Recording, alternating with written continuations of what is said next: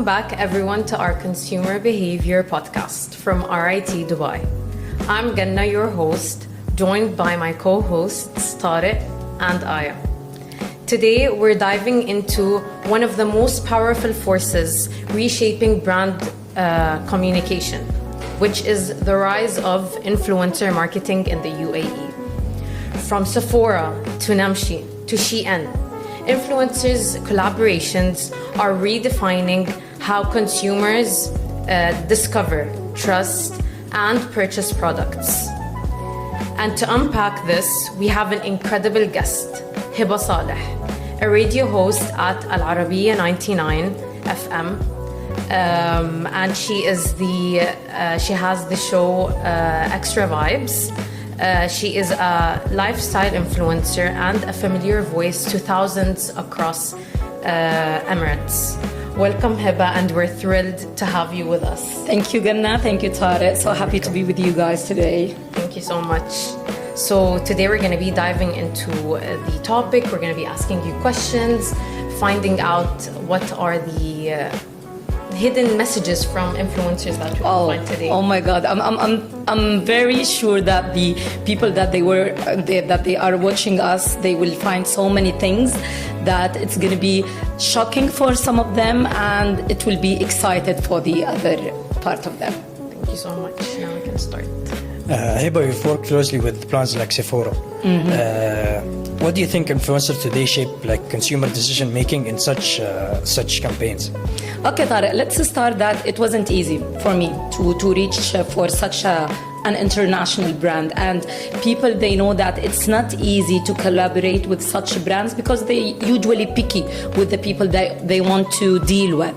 But again, being transparent and being organic and being natural, I believe this is one of the key messages that influencers that they need to work on, because today in our days anyone can be influencer, but the content that it's different from one to another. So if you want to be someone that can be seen from other people, you should really, first of all, work hard, be organic, be natural, and I always say that you should have a content to work on, because now it's so easy to have your phone in front of you and just switch the video on and start talking blah blah blah, and you will have so many views. So again, once you have a principle in your life, believe me, you will be a long-term influencer, because now we have so many influencers for a short term. They will be live on social media for 1, 2, 3 months, and then they will fade out. Yeah. Yes. That's so true. Even research shows like 70% of UAE consumers, they rely on influencers like before making any purchase, especially like Gen Z or millennials. Yes, exactly. And I think that a personal connection with the influencers build is what is traditional ads can't replicate anymore. Yes, and let's be honest, like I believe that the type of influencers they change depends on the generation that they are targeting. Yes. So for example, you just mentioned Gen Z. Gen Z people that they want everything to be fast, quick, okay, why not, let's have it. They live this life, especially in Dubai, the luxurious life. I always say that they are spoiled in a way or another. I don't care about the money, the expenses. I just want to have this product. So I believe that the influencers in UAE especially, they are lucky to have such a target. Yes, we agree. To move on, Hiba, as both media professional and influencer, how do you maintain credibility when working with the sponsored content? Ganna, I'll be honest with you. Being a media person, it's a responsibility for me, and there's no option only to be a credible person. Because, you know, influencers, as we mentioned, like with all respect to all influencers, sometimes maybe they will do the ad only for money. But for example, when I'm talking about a media person and influencer at the same time, people, they trust me for so many things. For example, for the show that I'm doing, for the content that I'm giving them every day, for being a mom of 3 kids. So I believe that as a media person, you build this trust between you and your listeners or followers. So whenever you want to have this influencer part, because as I mentioned, the basic for me is being a media person.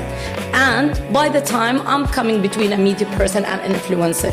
So again, whatever I'm giving or I'm just being on social media and giving to my followers and listeners, it's because they trust me and they know that I'm credible for so many things related to me as a media person. Yes. And you actually like build a long-term relationship with your consumers. Yeah. And I don't like to call them my consumer. They are my loyal listeners. Yeah. Even UAE influencers like regulations now require clear closures. Yes. Yeah. Yes. And you need to have your license, everything. So I believe like UAE is one of the most countries in the world that they draw the law for being an influencer on social media. And believe me, I believe that even maybe you agree with me, anything that it's coming out from UAE, you blindly trusted. Yes. Okay, and you feel you're safe. I know that no one will take an advantage, not in a let's say in a bad way. So I believe having these let's say frame, it's so easier for us to have a good life. Yes, exactly. And authenticity and compliance are now part of influencers' brand identity. So yes, to move on, let's talk psychological. So Heba, what drives people to follow influencer advice even when they know it's paid?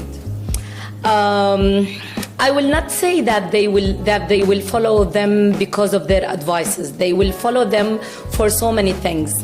Number one, studies shows that people follow someone on social media because they are looking for someone that they are missing. So for example, I'm a person that I need advices in fashion or lifestyle. Yes. I will follow someone like this. I need a life coach. I will follow someone like this. I need to work on my maybe own business. I will follow someone who's like this. So at the end of the day, when I trust my influencer or the one that I'm following on social media, whatever will come after that, I will trust them blindly. Yeah. And this is, by the way, it's really nice. I know that tomorrow, maybe in the future, you will have a chance to be, I will not say influencers, but you will be someone on social media with a nice content. And I always say, please work on your content. Be responsible when you work on your content. But whenever you deliver a nice message and you see the feedback from your followers, it's the best feeling ever. Yes, seriously, it's the best feeling ever. Yes, and I feel like consistency is key with Of the course, content. of course. Hard work always pays off. Yes. So don't say that, oh my God, she's an influencer and now she has 1 million followers in 2 or 3 months. This will not stay forever. This will not continue. It will fade in a way or another. So that's why whenever you work hard, even if it will take time, this is something good for you. It's an advantage. It's not a disadvantage. Yes, I agree.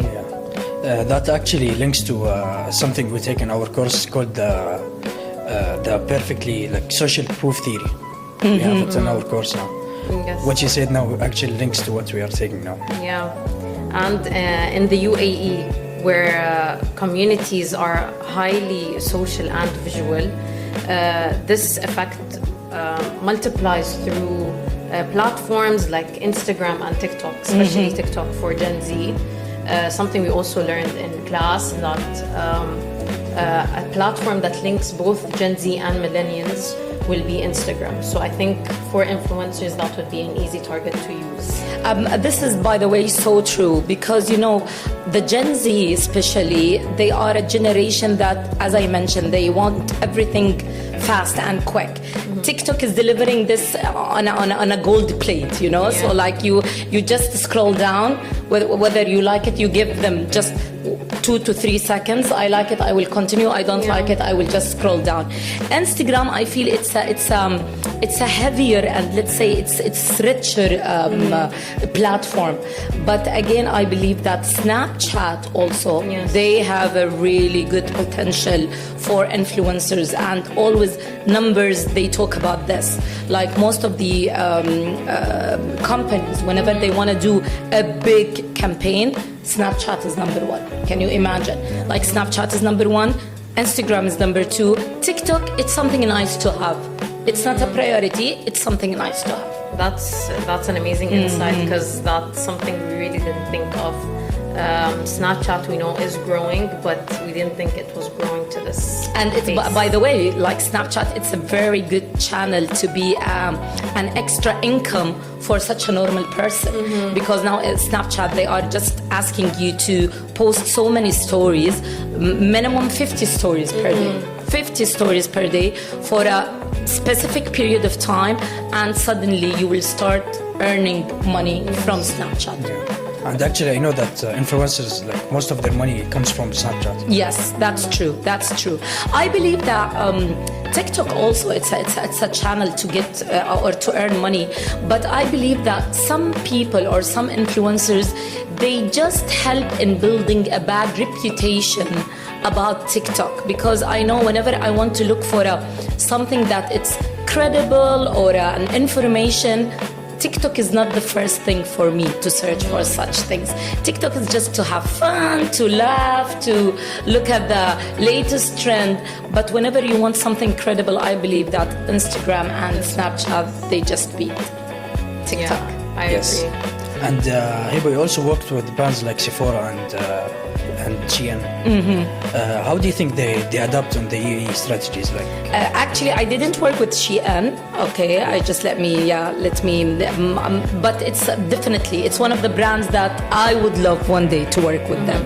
But I usually say it's so easy to work with brands, but you need to have your own standards, because again, influencers now, unfortunately, with the big exposure that it's happening in UAE, so many influencers, they are working for free. Yes. Okay. We call this, brands will call you and, oh my God, we love your content and we want to collaborate. Okay, can you specify what's the meaning of a collaboration? Because collaboration could be paid and collaboration could be free. So unfortunately now the PR companies, I hope that they are watching us, I will just deliver a message that seriously, it's not about ticking boxing. It's not ticking boxes. It's not about doing your job. You need to really specify the categories of influencers. Like this is a micro influencer. This is like a medium influencer. This is a high-end influencer. So maybe some influencers, they want to work at the beginning for free because they want to build their reputation and build their, let's say, their followers and the people that they are following them on social media.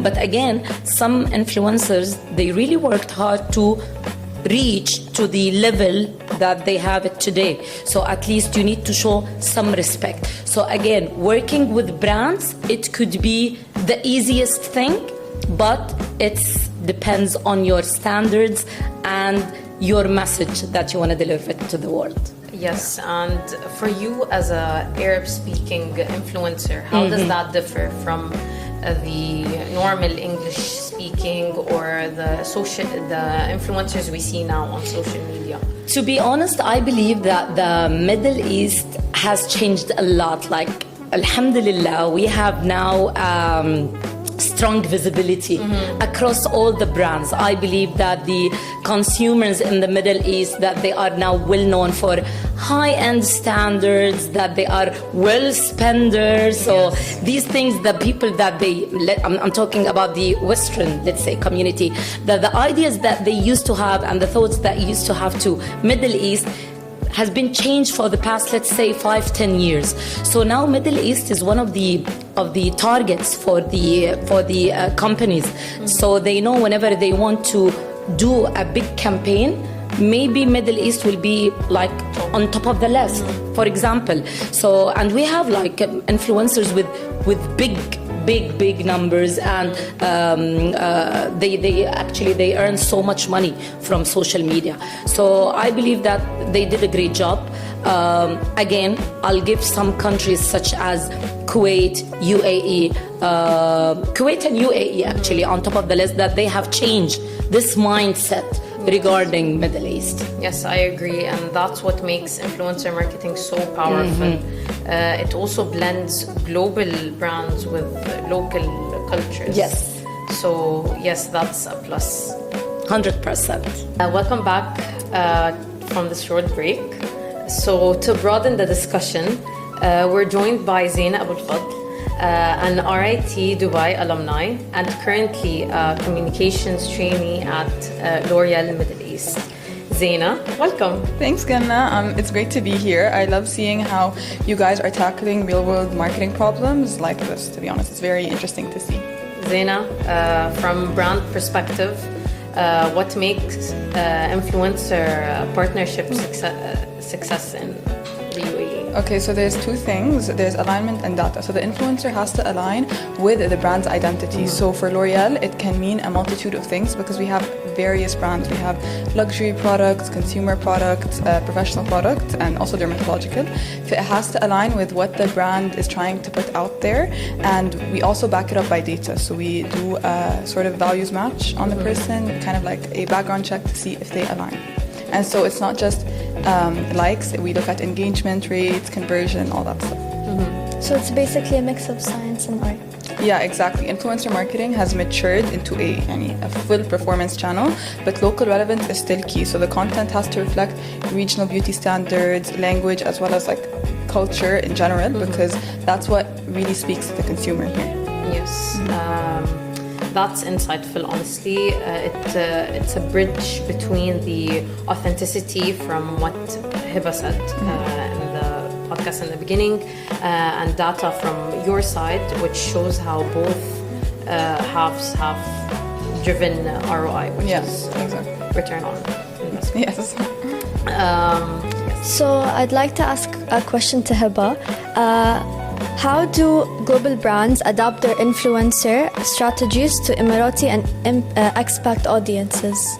As I mentioned again, that Middle East and UAE especially, they have built a very good reputation just to make the other international brands look at us and take us more serious, like we have an impact on the social media platforms in general.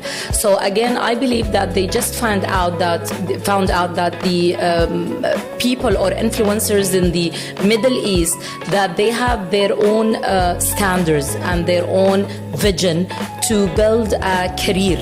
Again, when we are talking about influencers, it is a career for some influencers. Again, I'm talking about influencers with a good content and good basic and good principles, because this is something very important. So again, I believe that the international brands, that they believe that it's not only with the well-known influencers that we know at the Western community, no, Middle East and UAE especially, and let's mention also the Gulf area in general.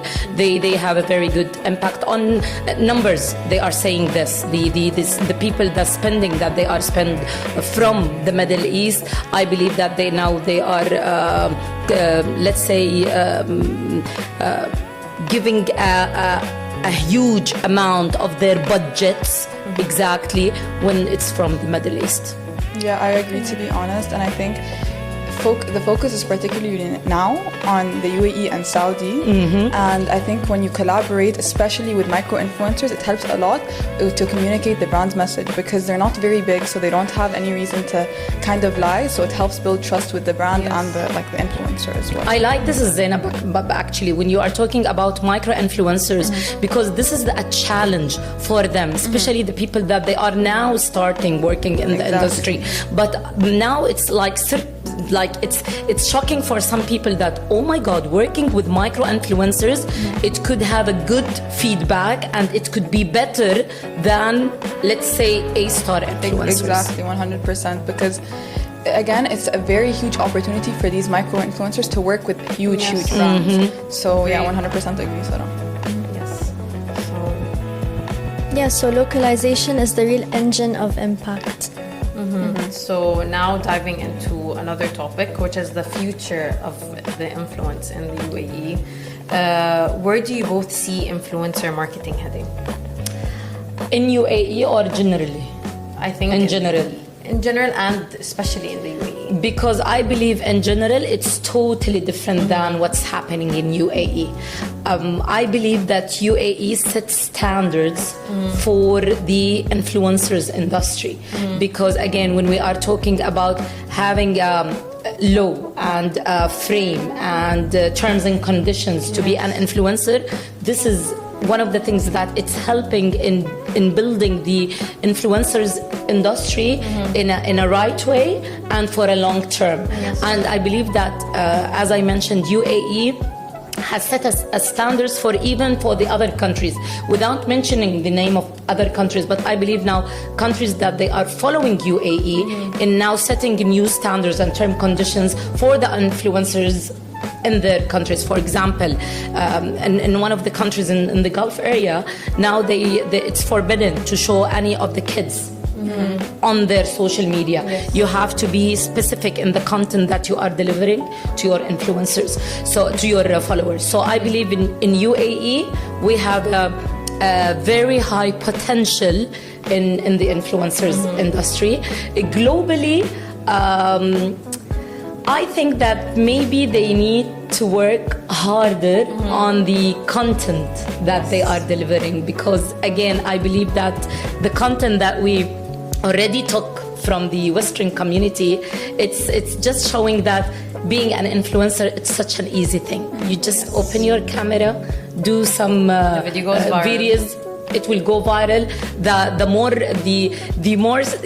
more silly you are, the easier way to just go viral. So I believe that this is one of the big challenge for the influencer industry. And to be honest, to focus on the quality of the content, like you said, 100%. I feel like instead of just being like, oh, I'm gonna set up a camera and say this, it has to be more kind of impactful, a little bit more storytelling involved, and they have to focus, as the brands as well as the influencer, on aligning both their values to kind of send a message out there. Because now I feel like there's a lot of focus on sustainability, inclusion, and they need to kind of work that into their content as well. 100%. Yes, agreed, 100%. Yeah, so I guess influence isn't the same anymore. It's like now it's about like responsibility and becoming relevant. It's not only because of reach. 100%. Yes. And being, I think, more credible in your content, I feel like that would be even in a more of a way for people to trust you and not blindly go by what you say, but also in a way feel comfortable when they're going with these Yes, Ganna, and I believe that day by day people that they are delivering a message to the brands that you need to be picky once you are dealing with an influencer. Yes. It will not work like I'm talking about, for example, I'm talking about L'Oreal products. It will not work when I get someone who's talking about law and these things just because he has lots of numbers. Yes. Yeah. Again, so I believe that the PR companies, the agencies that they are working with, that they need to pay attention for such details, because it will leave a big impact on the influencers industry. And I want to add like one more thing. So basically we started focusing on actually collaborating with gamers, because we've noticed that we're not very known as a beauty tech company. So once we collaborated with gamers, it actually boosted and it changed a little bit of the brand perspective. And I think, again, very important to look at working with influencers in a very, very like out of the box way. Yeah, and this is very smart. Yes, Hiba, any advice for aspiring influencers? I will say again and again, content is number one. Yes. It's so easy to be on social media. It's so easy to get the money from social media, but it's the thing that you want to be an influencer for a short term or for a long term. So it's your decision at the end. Yeah. Can I add? Yeah, consistency with posting your content is really important because let's say you posted one video and then you disappeared. You're not going to be relevant anymore on social media. But again, as I mentioned, Aya, it's not about the numbers of the video. It's the number of the videos that you're posting.